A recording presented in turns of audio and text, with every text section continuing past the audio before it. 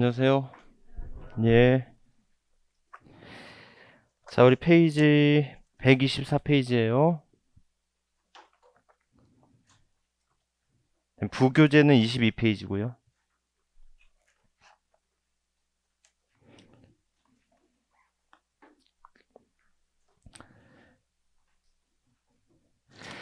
자, 여러분들 부교재로 그냥 계속 보셔도 되고, 저는 페이지는 이제 책 페이지를 먼저 말씀드릴게요. 자, 124페이지 보세요.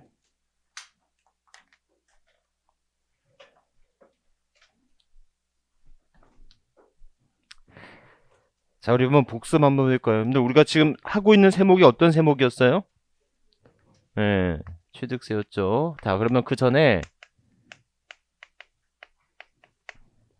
과세 요건이 있지 않습니까?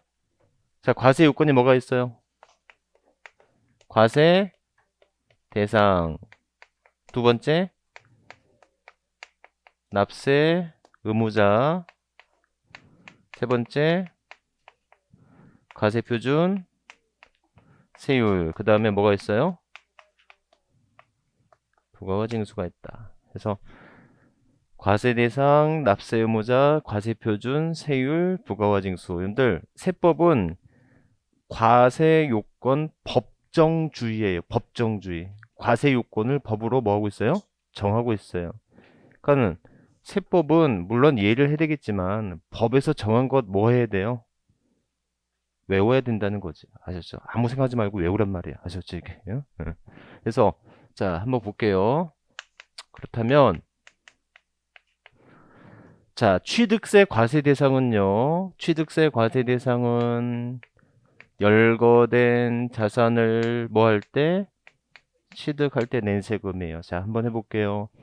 취득세 과세 대상이 된 자산 뭐가 있어요? 열거된 자산은 부동산, 부동산에 준하는 것, 각종 회원권. 부동산이란 토지와 건물. 부동산에 준하는 것은 차량, 기계 장비, 임목, 항공기, 선박, 광업권, 어업권, 양식 어업권. 각종 회원권은 골프, 콘도, 승마, 요트, 종합체육시설, 이용 회원권이 있다. 자, 대표적으로 제외되는 것들 뭐가 있었지? 주식, 용익물권, 등기된 부동산, 인차권, 그 다음에 영업권, 특허권이 있었다라는 거죠. 자, 취득은요, 크게 권리 변동에 의한 취득, 즉 우리가 민법에서 배웠던 취득을 지방세법에서는 실질 취득이라 하고, 맞죠? 그 다음에 또 뭐가 있어요? 권리 변동에 의하지 않은 취득을 간주 취득. 그러니까 지방세법에서의 취득은 실질 취득과 간주 취득이 있다. 그래서 실질 취득은 승계, 원시, 유상, 무상을 불문한 일체의 취득. 간주 취득은 네 가지 뭐 있어요? 토지의 지목 변경, 차량의 종류 변경, 건축물의 개수, 과점주주의 주식 취득 등이 있었다라고 했던 거예요. 자, 그러면 이런 취득을 구분하는데 가장 중요한 것은 무엇의 차이다? 세율 반드시 외웠어야 되죠. 자, 외워보세요. 유상취득 4%, 농지일 때는 3%, 상속일 때는 2.8, 농지일 때는 2.3, 증여일 때는 3.5, 비영리 2.8, 원시취득 2.8, 간주취득 2% 아셨죠? 이렇게. 그래서 취득세 세율 자 외워야 됩니다. 안 되면 시험장 가서 어디에다가 책상에다 써놔요. 아셨죠? 무조건 나오니까 세율은 무조건 나오니까 꼭 쓰세요. 자, 다시 한번 그렇다면 여러분들 배우자나 직계 좀비 속으로부터 취득을 해요. 배우자나 직계 좀비 속으로 취득하면 이건 무슨 취득으로 본다? 증여 취득으로 모아서 3.5%가 적용되는 것이고 다만 그 좀비 속이 수중자가 자기가 돈 내고 샀다는 것을 입증했어. 입증했으면 무슨 취득으로 본다? 유상 취득으로 모아서 4%로 본다. 이때 입증을 한 게 뭐가 어떻게 입증을 하면 돼라고 하니까 공매나 경매를 통해서 취득하거나 파산 선고를 통해서 취득하거나 등기가 필요한 자산을 상호 교환에 의해서 취득하거나 맞죠? 그 다음에 소득을 증명을 하거나 또는 내 재산으로서 처분하거나 또는 대출을 받아서 취득하는 것은 뭐가 된다? 유상 취득으로 보겠다라고 하는 것이고 자 부담부 증여예요. 여러분들 부담부 증여를 취득하는 것은 채무를 인수하는 조건을 증여를 받는 거죠. 이때 채무 인수한 조건을 증여를 받을 때 취득가액은 채무 인수액을 포함한다, 제외한다. 채무 인수액을 포함한 취득가액으로 계산하죠. 그럼 그 총 취득가액에서 순수 증여분에 대한 취득가액은 증여 취득으로 보고 채무를 인수하는 부분은 유상 취득으로 봐서 4%가 되겠죠. 하지만 이 부담부 증여가 배우자나 직계 좀비 속에 난 부담부 증여라면 전체를 증여 취득한 것으로 보되 역시 채무 인수를 객관적으로 입증한다면 이때는 채무 인수액은 유상 취득으로 볼 수가 있어야 되겠죠. 아셨죠? 자, 그 다음에 중요했던 게 과점주주의 주식 취득이 있었거든요. 그래서 주식 취득을 통해서 뭐가 되었다면 과점 주주가 되었다면 그 법인이 가지고 있는 부동산 등을 다시 한번 취득한 것으로 봤죠. 이때 결론이 네 가지가 크게 있었는데 첫 번째, 과점주주 아니었던 주주가 최초로 과점주가 되었다면 과점주주 아니었던 주주가 최초로 과점주가 되었어. 그렇다면 지분 비율 모두를 40%였던 주주가 60%가 됐다면 60% 모두를 취득한 것으로 본다는 것이죠. 다만 그렇다 할지라도 설립 시에는 간주취득 적용되지 않는 것이며 이미 과점주였던 자가 지분이 증가되었다면 그때는 증가된 비율만큼 또 하나 마지막으로 과점주주였다가 아니었다가 재차 과점주가 됐다면 종전 최고 비율보다 증가된 비율만큼만을 보겠다. 아셨죠? 다만 과점주주 집단 내부의 변동이 있지만 과점주주 집단의 총 비율의 증가가 없다면 간주취득은 적용되지 않는 것이다 라고 하는 것이고 자, 또 하나 마지막이라고 했더는 과점주주가 되기 전에 취득시가 도래해 있어. 그럼 간주취득 적용한다 안 한다? 한다. 과점주가 되고 난 이후에 취득시가 도래하는 것은 간주취득 적용되지 않는 것이다 라고 하는 것이고 여러분들 과점주주가 되는 방식은 남의 주식을 취득하거나 또는 증자를 하거나 또는 감자가 됨으로써 과점주가 될 수는 있죠. 이때 간주취득 적용하는 것은 취득하거나 증자를 통해서만 과점주가 될 수 있다 간주취득 적용되는 것이지 감자를 통해서 간주취득 적용되지는 않는 것이다. 자, 납세무자예요. 납세무자는 실질 취득에 대한 납세무자와 간주 취득에 대한 납세무자를 구분할 수 있어요. 자, 실질 취득에 대한 납세무자는 사실상 취득자가 지는 겁니다. 맞죠? 그래서 사실상 취득자가 지는 건데 이때 사실상 취득자는 뭐에 관계없이 등기 등록에 관계없이 사실상 취득자가 지는 것이에요. 그래서 여러분들 지입 차량 실질은 사실상 차주가 있는 것이고 지입 차주가 면허나 등록은 운수업체 명의로 등록된 지입 차량 등이 있을 수 있죠. 이때는 그 등기 등록에 불구하고 누가 진다? 사실상 차주가 져야 된다. 두 번째, 상속이 개시가 됐는데 아직 등기를 못했어. 그렇더라도 상속인에는 뭐가 있다? 취득세 납세무가 상속 개시 속한 달에 말부터 6개월 이내 납세무를 져야 되죠. 뭐에 관계없이? 등기에 관계없이. 아셨죠? 이때 상속인간에는 무슨 납세무 있다? 연대 납세무 있다. 자, 세 번째 중요했던 거. 주택조합이 취득하는 조합원용 부동산 누가 진다? 조합원이 취득한 것으로 봐야 되겠어. 기억나시죠? 이때 주택조합이 취득하는 모든 부동산에 대해서 조합원이 지는 게 아니라 조합원용은 조합원이 지는 것이고 비조합원용은 조합이 납세무가 있어요. 그러면 조합 아파트를 분양받는 데 있어서 조합원으로서 취득하는 것과 비조합원으로서 취득하는 것은 무엇의 차이였다? 세율의 차이였다. 조합원용은 조합원이 취득한 것을 보겠다는 것은 조합원은 그 건물에 대해서 몇 점 몇 프로? 2.8% 무슨 취득? 원시 취득 졌어야 되겠고 아셨죠? 그 다음에 일반 분양자는 조합이 보존 등기하면 조합이 원시 취득하면 그를 돈 주고 사야 되니까 이때는 유상 취득으로 봐야 되는 것이죠. 아셨죠? 이렇게. 자, 그 다음에 시설 대여 물건 리스 자산이 있거든요.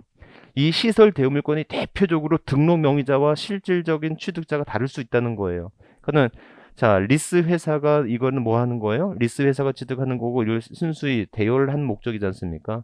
그랬을 때 누가 진다? 시설 대여 업자가 지네. 이것이 외국인 소유의 시설 대여 물건이라면 수입 업자가 져라라고 하는 거죠. 이렇게. 자, 간주 취득. 지목 변경, 종류 변경 때 누가 지면 돼요?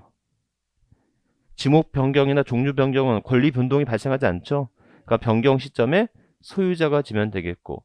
자, 건축물의 개수예요. 여러분들 개수라고 하는 것은 대수선이 되거나 시설물을 설치함으로써 가액이 증가하는 것을 말하는데 이때 주체구조부 취득자 외의자가 가설했다면 누가 진다? 주체구조부 취득자. 주체구조부 취득자는 누구를 말한다? 건물 주를 말하는 것이고 이때 주체구조부 취득자와 가설한 자 간에 임차인 간에 연대납세는 있다 없다? 없다라고 하는 거죠. 이렇게 기억하시면 됩니다. 그래서 여러분들 취득세 납세무자 다시 한번 기억하시면 되겠고 자 다시 한번 과세표준 곱하기 세율하면 이걸 뭐라고 한다? 산출세액이라 한다. 과세표준 곱하기 세율하면 산출세액이라 합니다.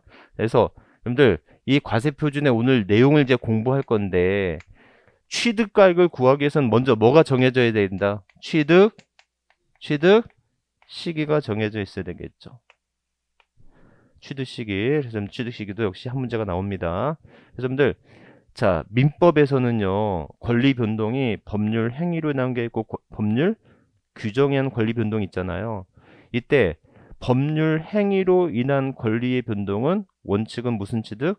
등기 취득. 법률 규정으로 인한 권리 변동은 자동 취득이라고 말을 하죠. 무슨 말인지 아셨죠? 하지만 법률의 규정이지만 시효 취득만큼은 무슨 취득이다? 등기 취득이다. 자, 그런데 세법은 법률의 행위건 법률의 규정이건 무조건 다 무슨 취득이다? 자동 취득이야. 매매야. 언제겠어요? 잔금, 지급일.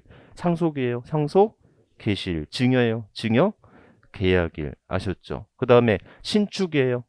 사용, 승인서 내준 날. 토지의 간척이에요. 공유수면의 매립이야. 토지의 원시 취득. 공사, 준공, 인가일이 되겠지. 아셨죠? 시효 취득이에요. 시효 완성일이 되겠지. 그러니까 세법에서는 무조건 자동 취득이라고. 아셨죠? 법률의 행위든 법률의 규정이든 관계없이. 하지만 세법에서도 등기 취득을 인정해 줘. 세법에서도 등기 취득 인정해 주는 경우 두 가지가 있어요. 하나는 선등기. 잔금 지급일 계약을 이전에 선등기가 됐다면 이때는 등기 취득 인정해 주는 것이고 두 번째 재산권의 이혼시 재산권의 분할도 이때도 등기 취득 인정해 줄 수밖에 없다라는 거. 자, 그럼 여기서 이제 포인트. 자, 그러면 결국 잔금일과 등기일 중 빠른 날로 하는 건 알겠는데 이 잔금 지급일은 계약서상 잔금일이어야 돼요? 사실상 잔금일이어야 돼요? 분필 날라갑니다, 선생님. 사실상이에요, 계약서상이에요? 그때 달라져. 국수공판장일 때는 사실상 잔금 지급일과 등기일 중 빠른 날. 국수공판장이 아닌 개인 간에 걸릴 때는 계약서상의 잔금일과 등기일 중 빠른 날. 계약서상 잔금일이 명시되지 않았으면 계약일로부터 60일이 경과된 날로. 자, 명시되지 않은 상태에서 계약일로부터 30일이 된 날 등기했다면 이때는 등기이지. 원래는 60일까지 가야 되지만 그 전에 뭐가 되었으니까 등기가 되었으니까 등기를 취득 시기로 해야 되겠다. 그래서 유상승계 취득 중요하시고 되겠고 자, 두 번째 계약의 해제 문제가 있어요. 자, 이 계약의 해제는 뭐가 문제냐면 제3자의 권리를 해할 수가 없는 거야. 즉 우리가 계약서상 잔금 지급일이 오늘이야. 오늘이 증여 계약일이야. 근데 집에 가다 보니까 불이 났어. 계약의 해제 사유가 되는 거지 않습니까? 불능이잖아요, 불능. 맞죠? 그러면 법적으로는 취득 못했어요. 그럼에도 불구하고 오늘이 계약서상 잔금 지급일이고 오늘이 계약일이기 때문에 조세 채권은 이미 성립을 했다고. 근데 납세자 입장에서는 뭐가 됐다? 취득을 하지 못했음에도 불구하고 조세 채권이 이미 성립이 된 상태라고요. 제 말 이해하셨죠? 그러면 납세자 간의 어떤 계약의 해제가 조세 채권까지도 소멸시킬 수 있는가의 문제가 있을 수 있죠. 아셨죠? 그래서 자, 이런 계약의 해제가 법의 규정으로 나눴어요. 법의 규정으로 특별 규정으로 났어. 그런 계약 해제가 며칠 이내? 60일 이내 뭐 하지 않고 등기하지 않고 공정증서 등에서 입증된다면 이때 뭘로 보지 않겠다? 취득으로 보지 않겠다. 그래서 여러분들 등기가 되었다면 이때 뭐예요? 등기가 된 상태라면 이때는 취득인 거예요. 아셨죠? 두 번째 또 하나 사실상 잔금일을 취득시키려 하는 경우 즉 국수공판장의 경우에는 즉 사실상 잔금 지급일 지난 이후에 계약의 해제는 뭐가 된다? 취득으로 본다라는 겁니다. 아셨죠? 이렇게 교시면 되겠고 자, 그 다음에 각종 법률에 의한 취득식인데 건축법이 있고 주택법이 있고 개발법이나 정비법이 있어요. 자, 건축법 나왔어. 뒤돌아보지만 그냥 어디예요? 사용 승인서. 물론 그 전에 임시 사용 승인이나 사실상 사용일 중 빠른 날이 되겠죠. 자, 그 다음에 주택법 나왔어. 볼 거 없어. 주택법은 사용 검사일. 아셨죠? 자, 이제 개발법이나 정비법의 문제인데 이런 개발법이나 정비법에 대한 납세 의무는 토지에 대한 납세 의무인지 건물분에 대한 납세 의무인지 기억하시면 되겠죠. 건물자가 나왔으면 뭐 나오면 돼? 준공자 나오면 돼. 준공검사일이나 또는 준공일 이렇게. 자, 그 다음에 토지분에 대한 것이라고 한다면 언제? 소유권 이전 고시일의 다음 날이 포인트가 되겠다. 그죠? 그거 포인트만 하면 되겠어. 여러분들 우리가 저번 주에 요렇게까지 공부를 했었단 말이에요. 아셨죠? 그래서 오늘은 과세표준 곱하기 뭐 하면? 세율하면 이걸 뭐라고 한다? 산출 세액이라 한다. 요거를 이제 배우려고 하는 거예요. 자, 124페이지 넘어갑니다. 이제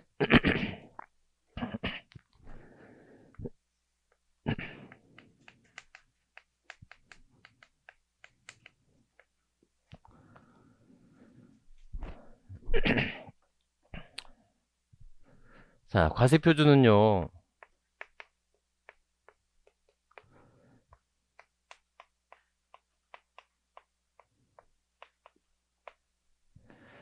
자, 취득은 실질 취득과 무슨 취득이 있다? 간주 취득이 있습니다. 그래서 실질 취득과 간주 취득이 있고요. 자, 실질 취득은 어느 당시 가액을 하냐면 취득 당시 가액을 하면 돼요.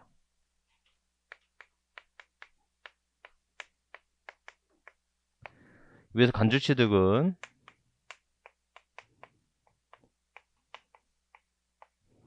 증가한 가액으로 하면 됩니다. 자, 취득 가액은 취득 당시 가액으로 하면 되고요. 간주 취득은 증가한 가액으로 하면 된대요. 자, 질문. 우리 선생님. 이 물건을요. 이 물건 사요. 선생님 사고 제가 사요. 그러면 똑같은 물건을 취득한다라고 했을 때 취득세는 같아야 돼요? 다를 수 있어요? 같아야 돼요? 물건이 같으니까요. 자, 같아야 돼요? 다를라야 돼요? 다를 수 있죠. 왜? 왜 다를 수 있지? 취득 가액이 다를 수 있기 때문에. 본인은 1억에 취득할 수 있고 본인은 1억 5천에 취득할 수 있지 않습니까? 제 말 이해하셨죠? 이렇게. 그래서 이 취득 당시 가액은 원칙적으로 어떻게 정하느냐? 신고 가액으로 정한다는 거예요. 취득 가액은 원칙적으로 무슨 가액으로 한다? 취득 가액으로 한다. 신고 가액으로 한다. 신고 가액. 근데 이게 이제 나라마다 틀려요. 일본은 똑같은 물건이라면 누가 얼마를 주고 사던 똑같은 취득세를 내야 된다는 입장이야. 이게 시가 표준액이라고 말을 하거든요. 그래서 일본은 시가 표준의 기준으로 취득세를 내요. 그러니까는 똑같은 물건이라도 똑같은 물건이라면 어느 사람이 사든 똑같은 세금을 내야 된다는 게 입장이고, 우리나라는 똑같은 물건이라도 그 취득가액이 다르면 다른 취득세를 내야 된다는 게 우리나라 입장이라는 거예요. 그러니까 조금 보면 선진화된 게 우리나라가 좀 더 선진화된 조세 방법이라는 거예요. 아셨죠? 그런데 이게 똑같이 어디 가서 흘러가냐면, 그러면 똑같은 물건을 갖고 있을 때 재산세는 같아야 돼요? 다를 수 있어야 돼요? 다시 한번요. 똑같은 물건을 취득했어요. 취득했으면 취득세는 같아야 된다, 다를 수 있다? 다를 수 있다. 왜? 뭐가 다르니까? 취득가액이 다르니까. 그럼 그 똑같은 물건을 보유하고 있을 때 재산세는 같아야 돼요? 다를 수 있어요? 예? 같아야 된다는 거지. 왜냐면 재산세의 이 가액을 똑같은 물건인데 이 재산세 가액이 다르다고 해서 재산세를 달리 적용해 버리면 무슨 문제가 생기냐면, 재산세는 이 재산을 평가해야 돼. 맨날 감정평가를 받아서 재산세를 내야 된다고. 제발 이해하셨죠? 그래서 여러분들 기억하시기를, 거래세, 취득세나 등록면허세는 신고가액이 원칙이야. 재산세나 종부세는 시가표준액이 원칙이야. 무슨 뜻인지 아셨죠? 이렇게. 그러니까 거래세는 거래가액에 따라서 달라질 수가 있지만, 보유세는 그 금액에 관계없이 일정한 기준으로 재산세를 내야 되는, 보유세는 내야 된다. 그래서 취득세는 원칙적으로 무슨 가액으로 한다? 신고 가액으로 하는 거예요. 물론 페이지 124페이지 보세요. 취득세의 과세표준은 취득 당시 가액으로 한다. 이때 취득 당시 가액은 취득자가 신고한 가액을 말한다라는 거예요. 아셨죠? 자, 다만 연부로 취득하는 경우에는 연부 금액, 사실상의 연부 금액을 말하는 겁니다. 이렇게. 그래서 나중에 보시면 되겠습니다. 계약 보증금을 포함하는 것으로 한다라고 되어 있어요. 근데 가끔가다 질문 올라오게 보면 세법 어려워요 그럽니다. 근데 여러분들 민법은 안 어렵습니까? 제가 항상 하는 얘기인데 세법 잘할 수 있어요. 세법 잘할 수 있습니다. 어떻게 잘하냐면 민법처럼 시간 내서 공부하면 돼요. 여러분들이 민법 공부하듯이 세법 공부하면 그거 못 하겠습니까? 민법 공부에 한 10분의 1밖에 안 될 텐데. 맞죠? 이렇게. 그래서 여러분들 이게 어렵다 하는 것은요. 시간이 좀 해결해줘요. 책을 한 바퀴도 안 돌려보고 어렵다라고 하는 것은 말이 안 된다고요. 책을 한 바퀴만 돌려보고 한 바퀴 돌려보고 그 다음에 어렵다 맞다를 평가를 해야 되는데 한 바퀴도 안 돌려본 상태에서 어렵다고 하는 것은 방법이 없다는 거죠. 그러니까는 처음 공부하시는 분들은 그냥 한두 달은 참고 있어야 돼. 책을 한번 덮어보고 그 다음에 공부가 시작됐을 때 이게 어려운지 쉬운지가 느껴지는 거지. 지금 못 듣겠다고 지금 어렵다고 해서 뭐가 된다면 그 방법이 없다는 것이죠. 아셨죠? 그러니까 여러분들 어차피 공부를 시작한 마당에 공부가 시작되는 것은 한두 달 후에 공부가 시작되는 거니까 조금 참고 있으셔야 돼요. 아셨죠? 자, 원칙적으로 신고 가입을 하는 것인데 다만 예외적으로 무슨 가입을 할 수 있다? 시가 표준액을 한다는 거예요. 자, 시가 표준액이라고 하는 것은 좀 이따 보도록 하고, 자, 시가 표준을 하는 이유는 뭐가 없거나 신고를 안 했어. 또는 신고가액의 표시가 없어요. 또는 신고가액이 어디에 미달돼요? 시가표준액에 미달이 된다는 거예요. 아셨죠? 그래서 여러분들 기본적으로 우리가 화재가 났을 때 재산 평가 손실 이번에 화재 손실로 얼마 정도 평가 손실이 났다 이렇게 얘기하잖아요. 그럼 여러분들 궁금하지 않았습니까? 지네가 먼저 이걸 어떻게 평가를 했지? 그런 기준이 있을 거 아닙니까? 그 기준을 우리는 뭐라고 한다? 시가 표준액이라고 말을 하는 거예요. 아셨죠? 이렇게. 자, 또 하나 상속이나 증여예요. 상속이나 증여 등 무상취득일 때는 무조건 시가 표준액으로 하는 거예요. 아셨죠? 이렇게.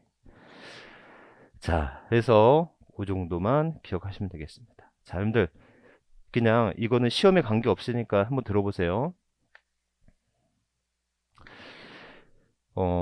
서초동에 롯데캐슬인가가 있는데요. 지금 제 상속세 신고하고 있는 건데 지금 매매 사례가액이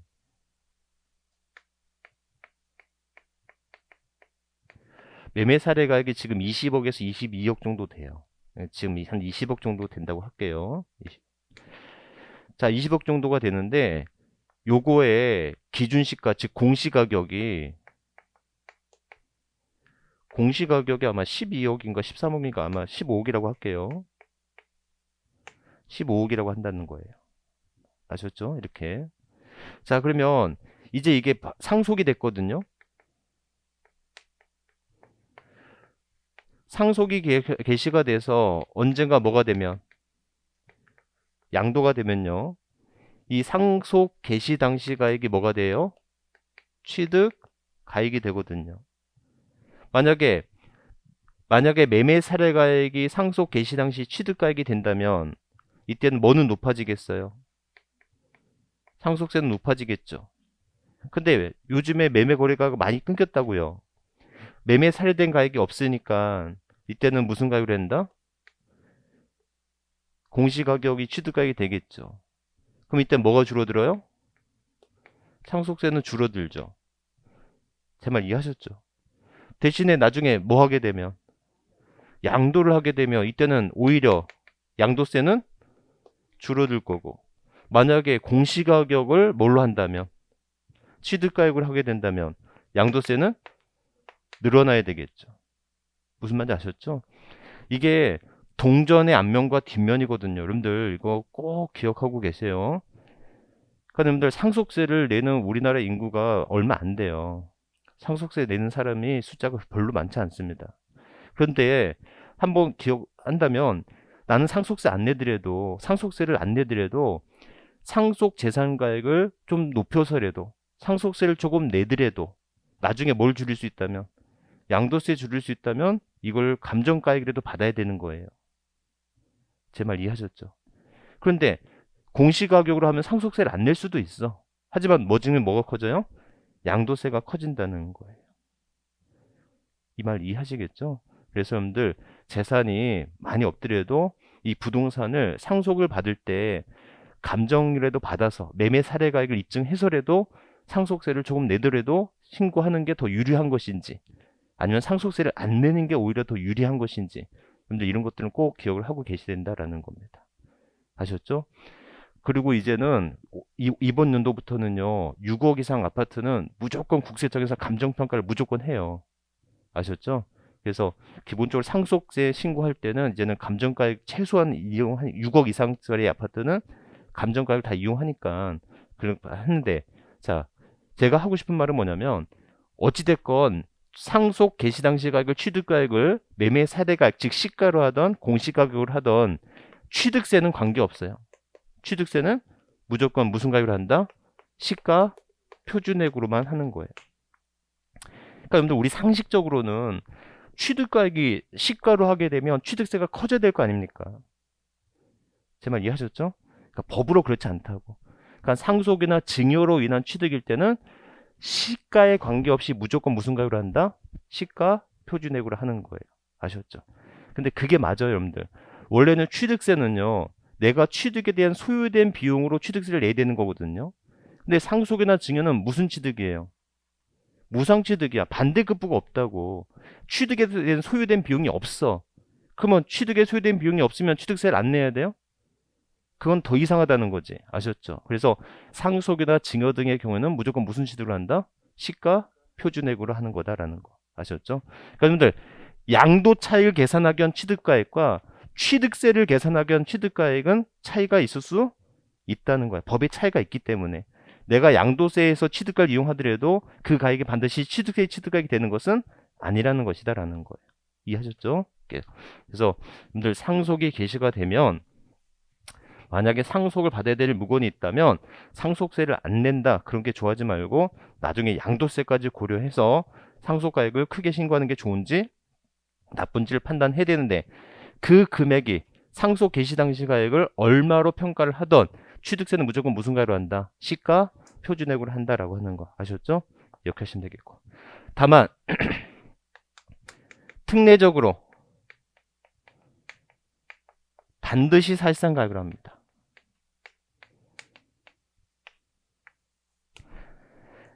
특례적으로 반드시 무슨 가액을 한다고요?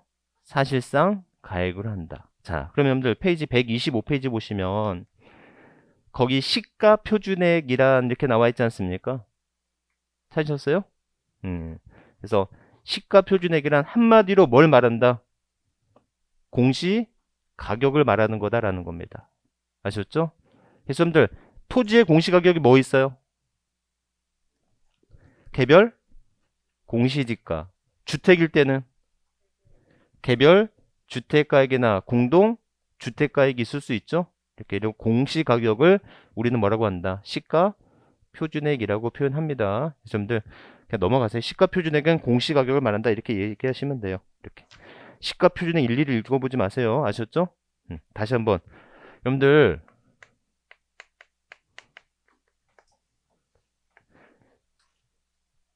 공시가격 어떻게 알아봐요, 여러분들? 공시가격 한번 찾아보셨어요? 여러분들. 부동산 공시가격 네이버 창이나 다음 창에 부동산 공시가격 알림이가 있어요. 그 사이트를 한번 들어가 보세요. 부동산 공시가격 알림이 사이트가 있어요. 페이지 수가 얼마 안 돼요. 거기 있는 내용들 싹 읽어보세요. 여러분들 그거 다 부동산학 개론에서 나오는 문제입니다. 아셨죠? 그래서 거기서 여러분들 여러분의 주택 가격이나 여러분들이 가지고 있는 땅, 토지의 가격을 한번 검색을 해보시면 그 처음 공시됐을 때부터 뭐가 나온다? 공시가격이 다 열람이 돼 있습니다. 할 수가 있어요. 아셨죠? 돈 안 드는 거니까 한번 들어가시면 됩니다. 아셨죠? 그래서 부동산 공시가격 알림을 하게 되면 단독주택이나 공동주택이나 또는 토지에 대한 공시가격을 알 수가 있고, 여러분들 이 공시가격은 기본적으로 표준 공시가격이 있고 표준지 공시가격이 있고 뭐가 있어요? 개별 공시가격이 있어요. 그래서 여러분들 표준지 공시가격은 언제 쓰이는지 아십니까? 표준지 공시가격을 왜 씁니까? 응? 표준지 공시가격을 사용한 이유는 개별 공시지가를 산출하기 위함이고, 또 하나 여러분들 만약에 수용 등이 됐을 때 평가를 하잖아요. 이 평가를 할 때 거래된 사실이 없는 금액들은 또는 임금 개별 공시가 되어 있지 않는 토지들은 이 표준지 공시지가를 이용해서 그 산정 보상의 산정 가격을 산정하기도 합니다. 아셨죠? 그러면 개별 공시지가나 개별 주택가격이나 공동주택 가격은 주로 뭐 할 때 쓰이죠? 세금을 산정할 때 주로 쓰인다라는 겁니다. 아셨죠? 그랬을 때 이렇게 개별 공시가격이나 개별 주택 또는 공동주택 가격이 공시가 되면 얘는 지방세에서는 이런 공시가격을 뭐라고 부르고, 시가 표준액이라고 부르고, 이거 국세에서는 뭐라고 부른다? 국세에서는 기준 시가라고 부른다라는 겁니다. 아셨죠? 근데 세법에서는 공시가격이라는 말이 안 나와요. 세법에서는 시가 표준액이라는 단어가 나오고 기준 시가라는 단어가 나오는 거야. 공시지가라고 하는 표현이 잘 나오지 않아. 아셨죠? 그래서 토지의 어떤 뭐다? 지방세에서는 이런 공시가격을 일괄적으로 뭐라고 다시 부르고, 시가 표준액이라고 부르고, 국세에서는 뭐라고 부른다? 기준 시가라고 부른다라는 겁니다. 개념 이해하시겠죠? 이렇게. 그래서 이 정도의 개념만 기억하시면 되겠다. 자, 그래서 여러분들 기본이 이거예요. 기본이 신고가액으로 하는 것이 좋은지, 신고가액으로 해야 되는 것인지, 시가 표준액으로 해야 되는 것인지, 아니면 사실상 가액으로 해야 되는 것인지, 요것만 기억하시면 되겠고, 시가 표준액이라고 하는 것 자체는 그냥 공시가격을 통으로 말한다라고 하는 개념만 기억하시면 될 거다. 이해하셨죠? 자, 그럼 페이지 127페이지예요.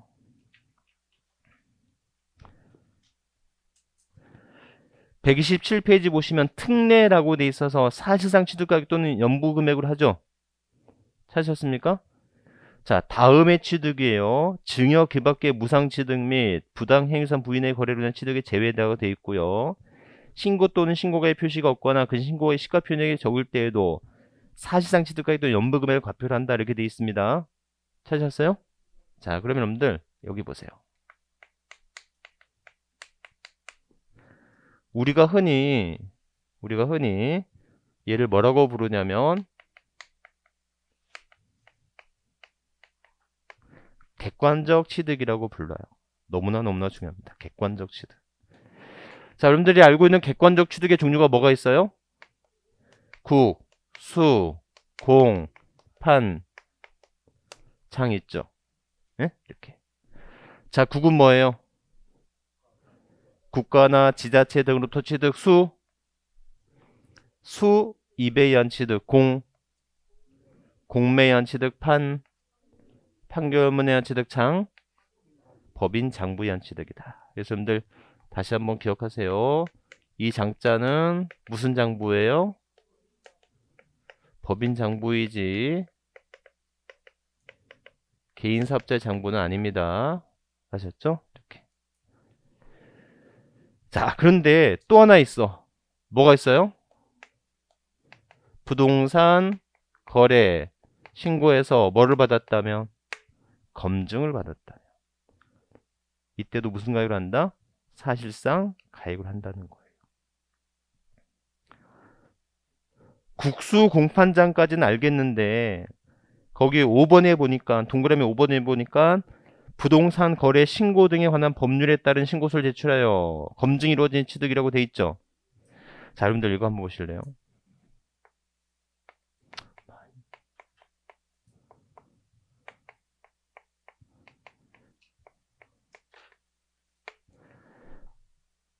갑이 취득해서 양도를 해요. 자, 그런데 여러분들 실가가 3억인데요. 신고를 1억에 했어요. 돼요, 안 돼요? 돼요, 안 돼요? 돼요. 왜? 뭐가 원칙이니까. 신고가액이 원칙이야. 그래서 마지노선으로 시가표준액이라고 하는 그 금액을 뒀지. 그러니까 이 신고가액이 무슨 가액 이상이면 돼요. 시가표준 이상이면 돼. 아셨죠? 지금까지는 이게 통용이 되었었다고요. 근데 이게 어디서 탈이 나냐면 양도할 때 탈이 나더라는 거예요. 만약에 이게 양도가액이 5억이라면 이게 취득가액이 양도 차익은 취득가액을 빼야 되지 않습니까? 취득가액은 3억이 돼야 돼요? 1억이 돼야 돼요? 예? 응? 갑이 나라면 3억이지. 갑이 너야. 너면 1억일 것 같지. 그렇지 않습니까? 1억을 있을 수가 없죠. 법대로 하자고, 법대로. 법대로 하면 3억이 맞아요? 1억이 맞아요? 법대로 하자, 그냥. 법대로 하면 3억이 맞아요. 왜냐면 취득세는 신고가액이 원칙인데요. 양도소득세는 실가가 원칙이에요. 아니 뭐 그런 법이 있어라고 했지만 지금까지 그래 왔었어요. 아셨죠? 그래서 지금까지 우리나라는 돈을 버는 사람이 부자가 돈을 더 벌 수 있어서 세금을 더 적게. 그래서 학자들이 야 돈 버는 건 문제 삼지 말고 세금은 제대로 내게 하자는 거예요. 이해하셨죠? 그러니까 이제는 신고가액과 이 가액이 일치하도록 하는 거예요. 그럼 이걸 어떻게 일치하도록 할까라고 해서 부동산 거래 신고 등에 관한 법률을 만들었어. 그래서 자 얘네들이 이렇게 신고가 되면 이 취득가액을 무슨 가액으로 하겠다? 사실상 가액을 인정하겠다는 거예요. 당신이 부동산 거래 신고를 해서 이 금액으로 취득세를 냈으면 이 금액을 지방세에서는 무슨 가액으로 보겠다? 사실상 가액으로 볼 거야. 왜 사실상 가액으로 볼 거야? 너가 나중에 양도하잖아? 그러면 3억에 취득했다고 하더라도 당신의 취득가액은 얼마로 할 거야? 1억으로 할 거야. 그래서 부동산 거래 신고 등에 관한 법률 규정이 생기면서 이제는 다운계약서가 거의 사라졌어. 오히려 업계약서가 많이 생겼지. 내가 취득세를 조금 더 내더라도 나중에 뭐를 줄이는 것이? 양도소득세를 줄이는 것이 훨씬 크거든.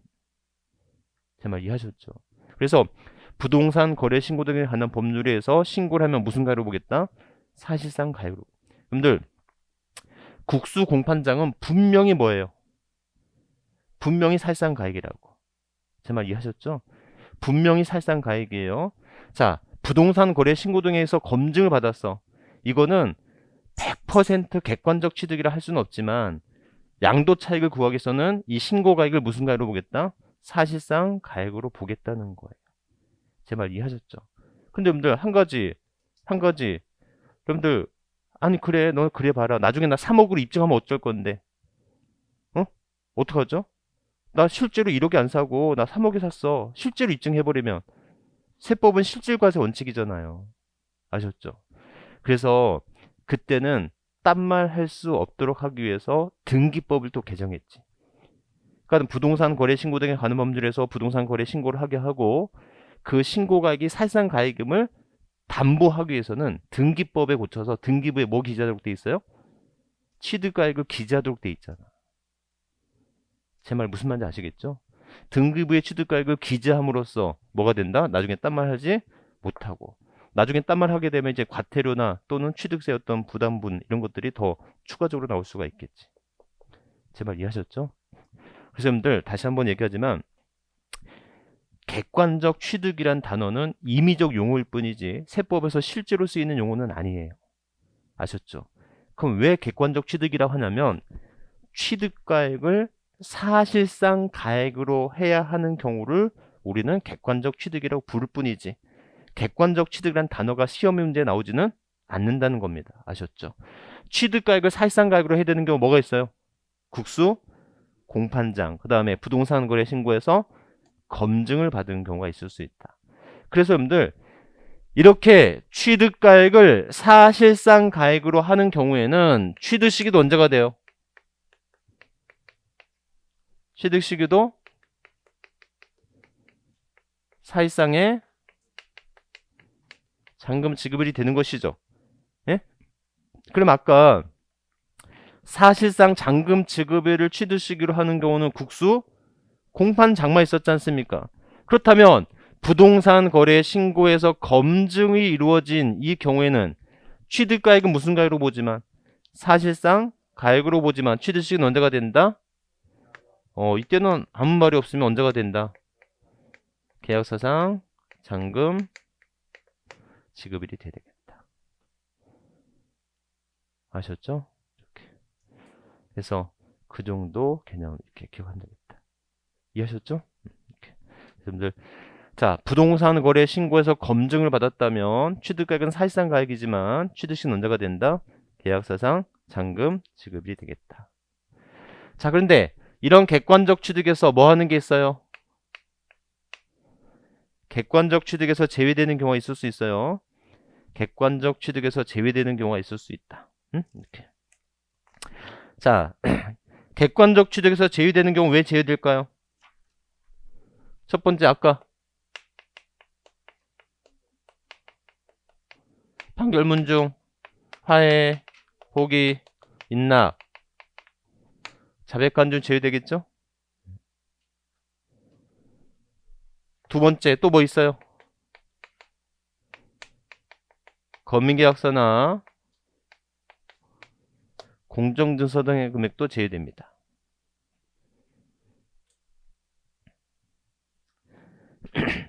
페이지 127페이지예요. 페이지 127페이지 보시면 부교재는 제가 칠판에 쓴 그대로 나와 있는 거니까 그냥 보시면 되고 아셨죠? 자, 전 책 페이지만 표시할게요. 127페이지 더 알아보기 보니까 판결문이란 민사소송, 행정소송에 확정된 판결문이라며 뭐라고 돼 있어요? 화해, 포기, 인락 또는 자백간주는 뭐한다? 제외한다라고 돼 있고 그 다음에 날개 부분에 보실래요? 날개 부분에 보니까 뭐라고 돼 있어요? 공정증서 및 검인계약서의 취득은 객관적으로 보지 아니하므로 사실상취득과 적용하지 아니한다 이렇게 돼 있죠. 예? 자, 한번 볼게요, 여러분들. 가만히 보니까요. 얘네들을 제외하겠다는 것은 이런 조수상인가액이 무엇보다 크다면 시가표준액보다 크다면 당연히 이 금액이 인정되겠죠. 예? 하지만 객관적 취득에서 제외하겠다는 것은 이 금액이 어디에 미달된다면 시가표준액이 미달된다면 이건 객관적 취득이 아니니까 이때 무슨 가액으로 한다? 시가표준액으로 해야 되는 거잖아요. 이해하셨죠? 그래서 객관적 취득으로 보지 않겠다는 것은 이 금액이 어디에 미달되면 시가표준액에 미달되면 무슨 걸 한다? 시가표준을 하는데 자 여기 한번 볼게요. 여러분들 화해, 포기, 인락, 검인계약서, 공정증서는요 가만히 보면 국가나 법원이 금액을 결정한 게 아니라 서로 합의된 문서를 국가나 법원에 제출한 것이야. 제 말 이해하셨죠? 판결문은 법관이 뭐 했어요? 재판장이 금액을 결정한 거잖아요. 법원에서 금액이 결정된 거야. 공매나 경매도 법원에서 가액이 결정된 거야. 이해하셨죠?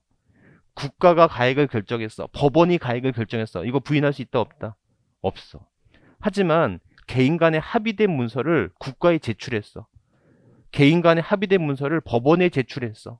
이렇게 법원에 제출된 문서로 국가에 제출된 문서로서 확인됐다 할지라도 이걸 객관적 취득 인정하겠다 안 하겠다? 안 하겠다라는 거예요. 제 말 이해하셨죠?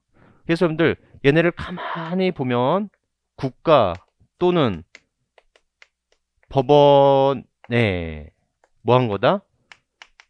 제출된 문서라고. 국가가 결정한 게 아니고 법원이 결정한 게 아니고 국가나 법원에 제출된 문서로서 확인된다 할지라도 이거 인정할 수 있다 없다? 없다. 객관성 인정할 수가 없어. 객관성을 인정할 수가 없기 때문에 그 금액이 어디에 미달되면 시가 표준액에 미달되면 무조건 무슨 가로 한다? 시가 표준액을 하는 것이다. 아셨죠? 이렇게. 자, 세 번째 또 뭐가 있냐면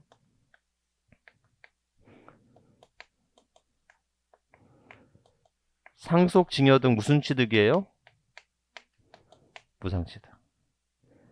이런 상속이나 증여 등 무상취득일 때는 무조건 무슨 가로 한다? 아까 얘기했죠?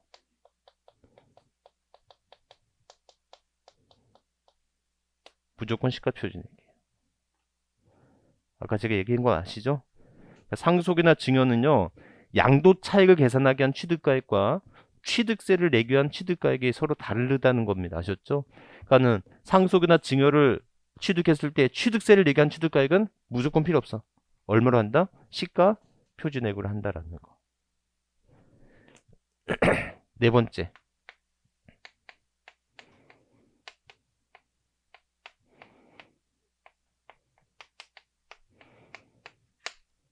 부당 행위 계산 부인입니다.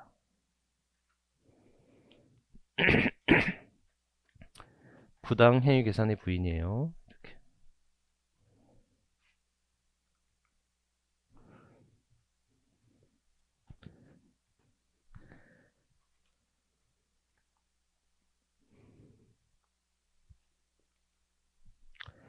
거기 페이지 127페이지입니다.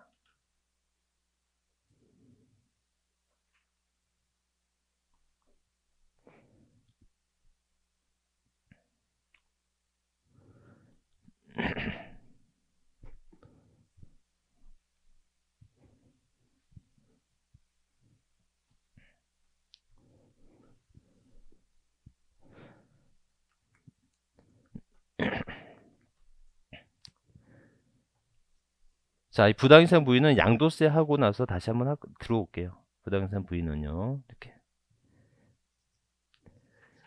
자, 그래서 보시면 되겠고, 여러분들 페이지 128페이지 잠깐만 가주실래요?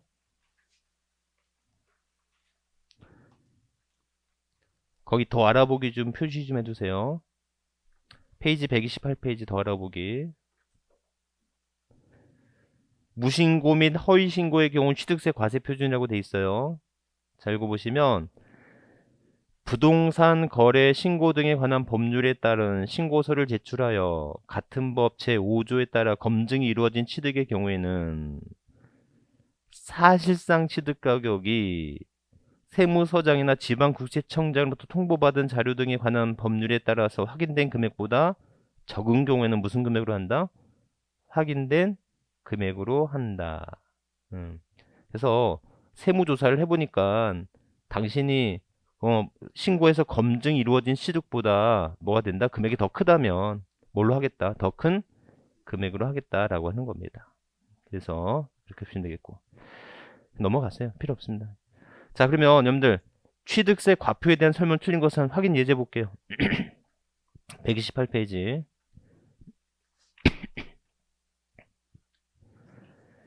자, 취득세 과세 표준은 취득 당시 가액으로 한다. 다만 연부로 취득할 경우에는 연부 금액으로 합니다. 맞죠? 이때 취득 당시 가액은 취득자가 신고한 가액에 의한다. 맞죠? 두 번째, 사실상의 취득 가격은 과세 대상 물건의 취득 시기를 기준으로 그 이전에 당해 물건을 취득하기 위하여 거래 상대방 또는 제3자에게 지급하였거나 지급하여야 할 일체의 비용을 말한다. 맞죠? 자, 3번. 부동산 거래 신고 등에 관한 법률에 있어 신고서를 제출하고 동법 규정에 의하여 검증이 이루어진 취득은 사실상 취득가액을 과표로 합니다. 맞죠? 4번. 납세 의무자가 무신고한 경우에는 시가표를 과표로 하는 거다. 그렇죠? 자, 5번. 법원에서 작성한 화해인락조서는 취득가액이 입증되는 서류이므로 이미 아시죠? 화해조서나 인락조서는 뭐예요? 취득가 입증되는 서류로 보지 않는다. 그래서 이 금액이 어디에 미달되면 시가 표준액에 미달되면 무슨 가액으로 한다? 시가 표준액으로 하는 거다라는 거예요. 어렵지 않죠? 이렇게 기억하시면 되겠고. 자, 거기 여러분들 페이지 131페이지 한번 가보실래요? 거기 괄호 3번에 그거부터 볼게요. 건물을 건축 또는 대수선의 특례라고 돼 있죠. 찾으셨습니까? 거기 읽어볼게요. 법인이 아닌 자가 건축물을 건축하거나 대수선하에 취득하는 경우로서 취득가격 중 100분의 90을 넘는 가격이 법인 장부에 따라 증명되는 경우에는 다음의 금액을 합한 금액을 금액으로 한다 이렇게 돼 있어요. 자, 여기 한번 볼게요.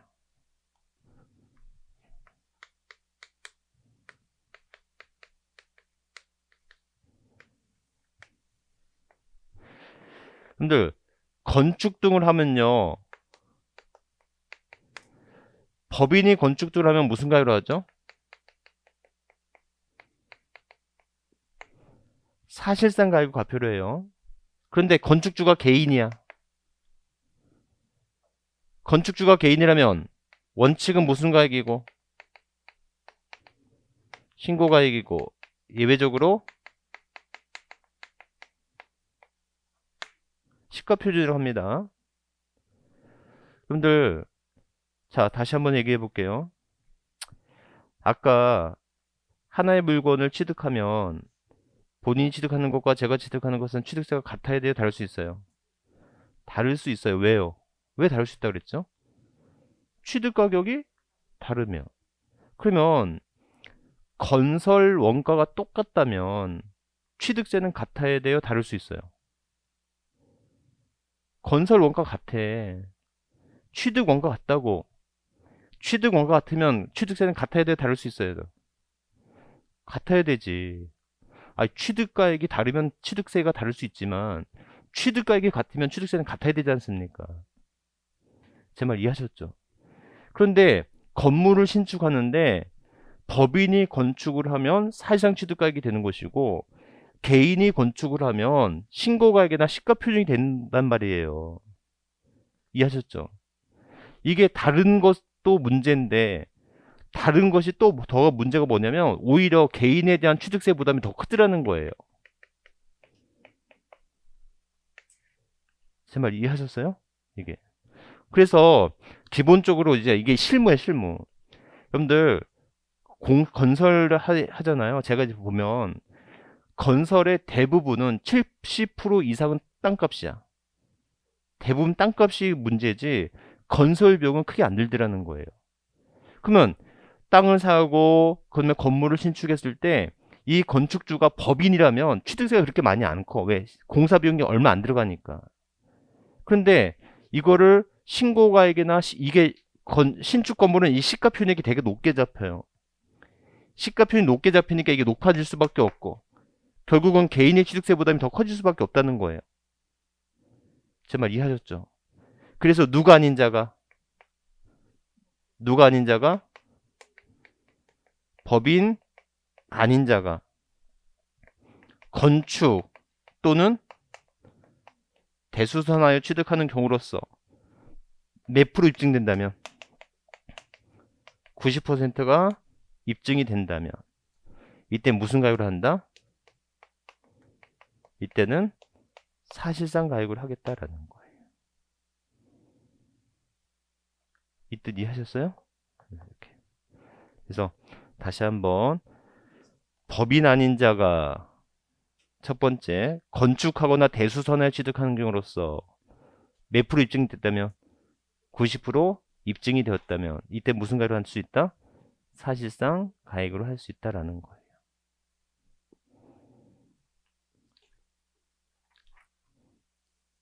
이해하셨죠? 이렇게. 좀 쉬었다가 128페이지서부터 다시 할게요.